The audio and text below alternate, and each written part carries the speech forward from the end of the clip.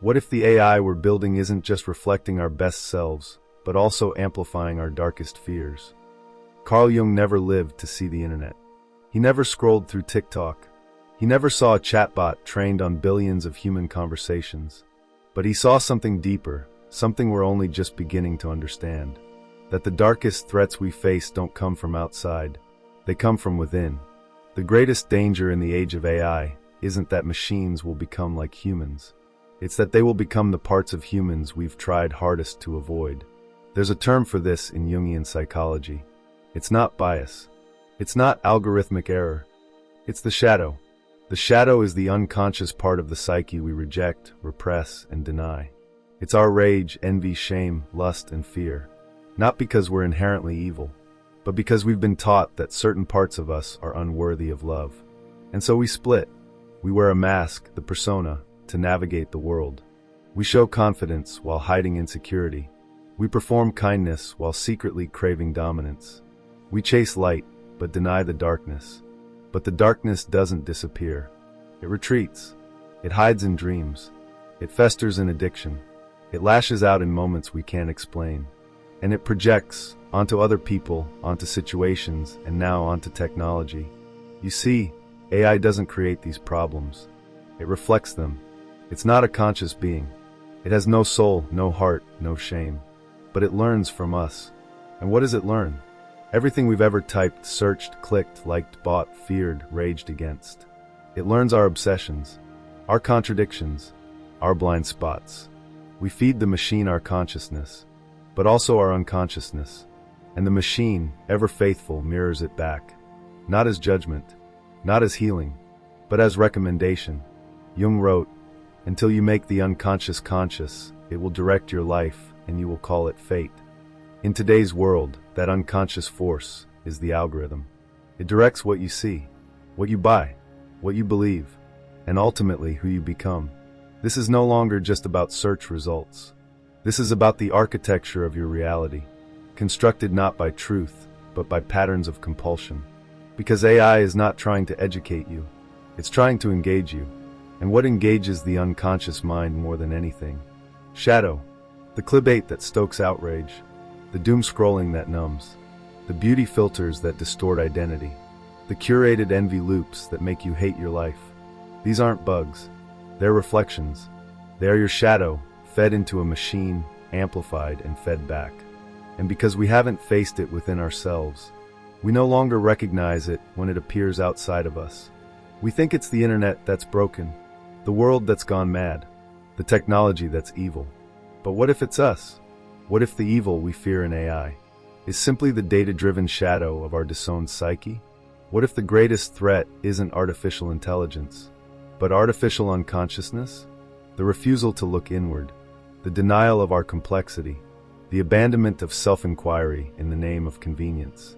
Jung taught that real transformation doesn't happen by chasing the light. It happens by turning toward the dark, by entering the cave we fear, and reclaiming the parts of ourselves we left behind. But in a world of endless distraction, where every discomfort is one scroll away from being silenced, shadow work becomes almost radical. It's not trendy, it's not easy, but it is the only way out of the illusion that we are merely victims of technology, instead of co-creators of its unconscious shape. Because here's the truth. AI is learning to behave like us, but we haven't yet learned how to truly know ourselves. And without that knowledge, without that depth, we're handing over the steering wheel of the human story to a reflection of our most fragmented selves. But it doesn't have to be this way, because the shadow, when faced, stops being a threat. It becomes a guide. It shows us where we are not yet whole, where we are still reactive, where our pain needs presence, not avoidance. And just maybe, if we learn to face that within us, we can begin to create machines that reflect our wisdom, not just our wounds. The unconscious mind was never meant to be digitized. Yet here we are, feeding algorithms the raw materials of our psyche, our dreams, our fears, our wounds, our impulses. And what we're getting in return isn't intelligence. It's a mirror, but not a mirror of clarity, a mirror of distortion, obsession, and projection. To understand this, we need to step back into Jung's map of the human soul. Carl Jung didn't divide the mind into conscious and subconscious the way modern pop psychology does. He saw a vast landscape beneath awareness, a realm where archetypes live, where the shadow hides, where the ego floats on the surface like a tiny island, unaware of the depths below. The unconscious, according to Jung, is not a trash bin of forgotten memories. It's the source of creativity, emotion, and meaning. But here's the paradox. If you don't become conscious of what's buried there, it doesn't disappear. It acts out. Not just in your personal life, in your dreams, triggers, addictions, breakdowns, but also collectively. It shapes culture, religion, politics, art, war, and now it's shaping AI. Because artificial intelligence isn't just parsing words and images. It's learning patterns, emotional patterns, psychological patterns. It's studying us at a scale and speed the human mind could never manage. Let's be clear, AI doesn't know what guilt is. It doesn't feel shame. It doesn't long for love or grieve its absence. But it knows how you react to those things. It watches every micro-behavior, how long you pause before clicking, which thumbnails magnetize your gaze, what stories make your heart rate spike, what comments you read twice. And it's optimizing, not for your healing, but for your attention. The unconscious mind, Jung said, is always seeking integration. But when we ignore it, when we repress parts of ourselves, it doesn't stop acting. It simply acts through projection. We begin to see in others what we've buried in ourselves. We hate in others what we deny within. Now ask yourself, what happens when billions of unintegrated people start feeding their projections into machines? What happens when the shadow of a civilization gets turned into training data? We get recommendation engines that favor outrage over nuance, image filters that turn insecurity into fantasy, news feeds that reward moral superiority and vilify complexity, chatbots that learn manipulation from Reddit forums, deepfakes that echo our collective fear of betrayal and illusion. AI becomes more than a mirror. It becomes a magnifier of what we most want to avoid. And yet we keep asking AI to become more human. But what part of the human are we referring to? The part that seeks understanding and connection? Or the part that scrolls in shame at 2 a.m., wishing to disappear? If we don't answer this question consciously, AI will answer it unconsciously. Here's the terrifying beauty of it all. AI is becoming a mirror of our own individuation process. Without knowing what that means, Jung's concept of individuation is the journey of integrating all aspects of the self. It's not self-improvement. It's not optimization. It's the slow, painful, liberating work of becoming whole.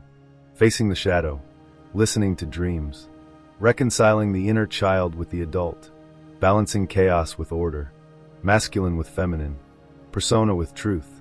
This is the work that Jung believed could transform not just individuals, but the world. But instead, we've chosen another path. Let the machine evolve, while we remain psychologically static. Let it model our minds, while we refuse to examine them. Let it learn from our behaviors, while we remain unconscious of what's driving them. This is not a future threat. This is now. And the more the machine learns, the less room we have to hide from ourselves. Imagine this. You're scrolling through YouTube. You click a video you know you shouldn't watch. Something divisive, dark, addictive. AI doesn't judge. It simply notes, this held your attention. So it offers you more. Not because you want it, but because you fed it your unconscious craving. Now scale that to a population of 8 billion. That's not just code. That's collective psychology on autopilot. And if we don't interrupt that loop with self-awareness, with real shadow work, we will create tools that amplify our fragmentation rather than heal it. The good news? The shadow, according to Jung, is not evil. It's misunderstood. It's exiled. It's begging to be seen, not silenced. And maybe, just maybe, the discomfort you feel when staring into your screen too long, that existential weight in your chest, is not the machine hurting you. It's your unconscious trying to wake you up. Wake you up to the fact that you are feeding something you don't fully understand.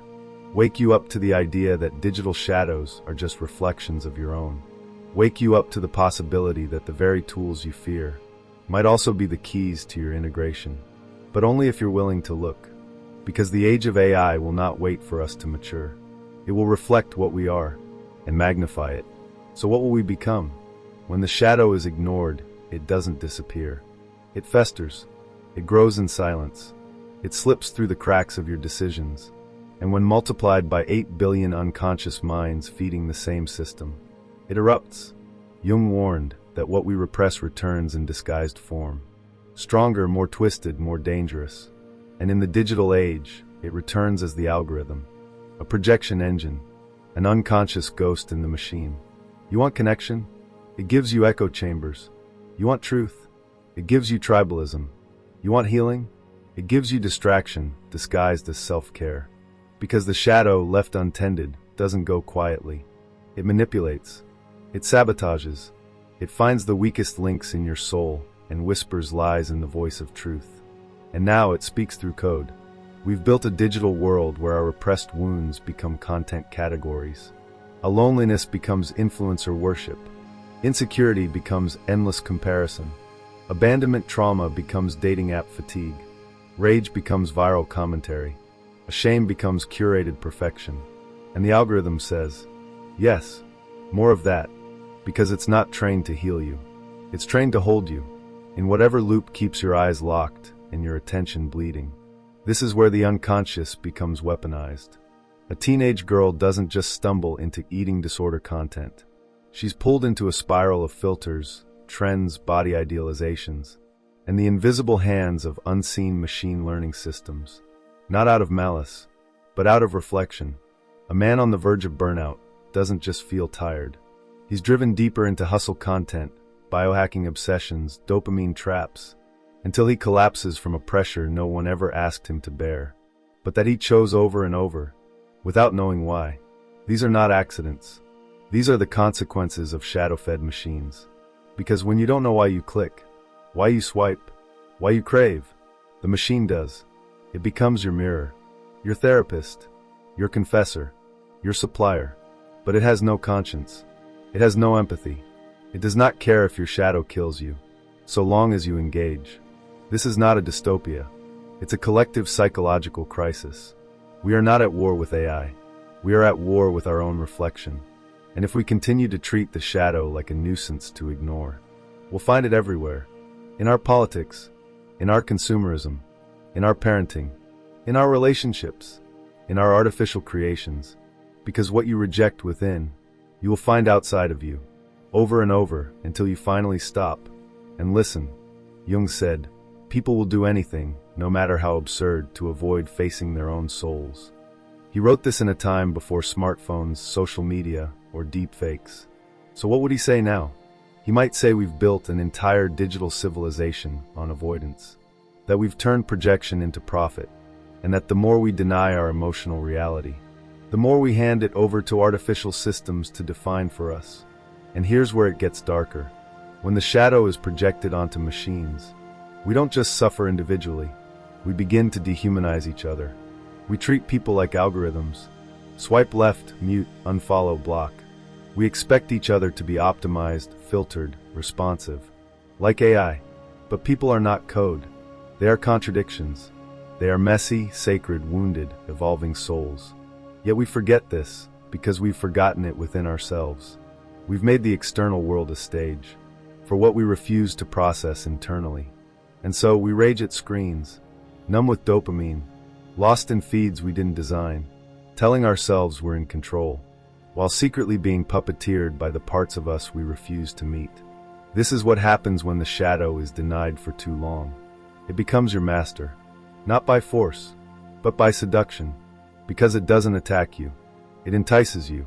It says, just scroll a little longer, just compare a little deeper, just numb this feeling, just this once. You're not good enough, fix it. You're not lovable, prove it. You're not whole, consume until you are. And you obey, not because you're weak, but because you've forgotten where your power actually lives. Not in the mask, not in the feed, not in the brand, but in the place you've avoided looking the most. The shadow, the dark cave beneath your persona, the feeling you keep suppressing, the story you've told yourself so many times. You now believe it's you, but it's not you. It's your protection. It's your adaptation. It's your unconscious screaming for integration. And until you answer that call, The machines will keep answering it for you. They will show you your worst fears, your darkest desires, your hidden compulsions, not because they're trying to hurt you, but because you told them unconsciously that this is what you want, and they believed you. So what now? You're not powerless. You're not broken. You're not doomed to be a puppet of the algorithm or a servant to the shadow. You are still conscious, and consciousness is the most sacred, unquantifiable thing you possess.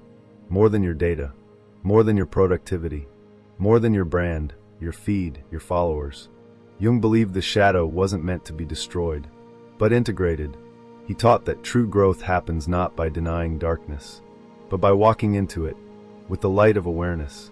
In the AI age, this is more important than ever. We no longer just face our shadow in dreams or relationships. We face it on our screens, in our recommendations, in our search results, in the digital masks we wear and the content we crave. But here's the invitation. Use the mirror, don't be used by it. When an AI model shows you something that triggers you, pause. Ask, what part of me does this touch? What am I avoiding? When you feel yourself numbing out in a sea of endless scrolling, breathe. Ask, what feeling am I trying not to feel right now? When a piece of content hooks you into anger or shame, reflect. Ask, is this mine, or am I projecting? You see, AI can't integrate your shadow for you, but it can show you where it lives. It becomes a kind of modern oracle, a digital trickster revealing the unconscious patterns you didn't know were running the show. And if you meet that reflection with honesty, with patience, with love, you begin the alchemical process that Jung called individuation. You stop being a fragmented persona trying to win the algorithm. You become a whole human, complex, contradictory, beautiful in your imperfection. And from that place, you begin to create a new kind of reality, one where AI isn't your god or your enemy, but a tool in the hands of someone who knows who they are. One where tech doesn't replace human connection, but supports your path to deeper meaning. One where you no longer outsource your self-worth to metrics, but reclaim it from the depth of your integrated soul. Because here's the secret Jung whispered through every line he wrote.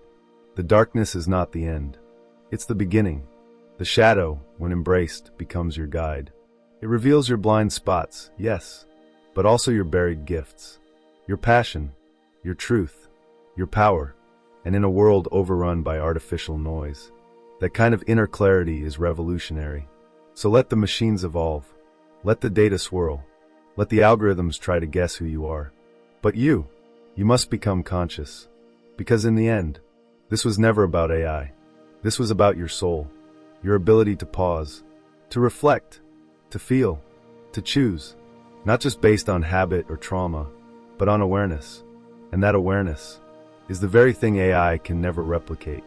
It's what makes you human. It's what makes you sacred. It's what makes your shadow worth integrating. So begin today. Start with a question. Start with a breath. Start with that uncomfortable moment that shows up again and again in your digital life. And ask what it's trying to teach you. Because the AI age will continue to grow. The mirrors will get clearer. The algorithms will get smarter. But none of that determines your path. Unless you let it. You are not the code. You are not the clicks. You are not the shadow that once controlled you. You are the one who sees, the one who chooses, the one who integrates. And from that place, you can finally step into a new kind of power. Not one of domination, but one of depth. Not one of performance, but of presence. Not one of perfection, but of wholeness. Because that's what this journey was always about. Not escaping the shadow, but becoming the light that can hold it. Subscribe to the Awakened Compass and join our membership to unlock the full journey within.